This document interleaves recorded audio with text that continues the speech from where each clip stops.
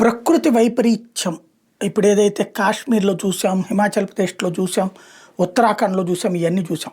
ఇప్పుడు మన ఇది జ్యోతిష్య రీత్యా చూస్తే వచ్చే నెల దాకా కూడా ఈ పరిణామాలు ఎదురవుతాయని ఇంతకుముందే మనం చెప్పుకున్నాం, వీడియో కూడా చేసుకున్నాం.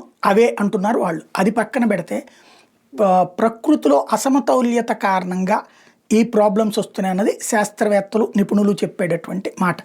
ఇప్పుడు తాజాగా ఇండియన్ ఇన్ఫ్రా రిపోర్ట్ ఏం చెప్తుందంటే, ఆంధ్రప్రదేశ్లో ఈ గ్లోబల్ వార్మింగ్ ఇంపాక్ట్ వలన 20 సెంటీమీటర్ల సముద్రం రైజ్ అయ్యే ప్రమాదం ఉంది 2050 నాటికి అన్నటువంటి లెక్క చెప్తున్నటువంటి పరిస్థితి. ఇది అంటే సముద్రపు మట్టం పెరుగుతుంది అని. ఇంతకుముందు పెరిగినటువంటి నేపథ్యంలో భీమిలి ఆ రొట్టలో కొంత నది అదే సముద్ర తీర ప్రాంతం మునిగింది, ఉప్పాడ ఇవి కూడా చూస్తున్నాం. ఇంకా పెరుగుతుంది అన్నటువంటిది లెక్క కడుతున్నారు వీళ్ళు.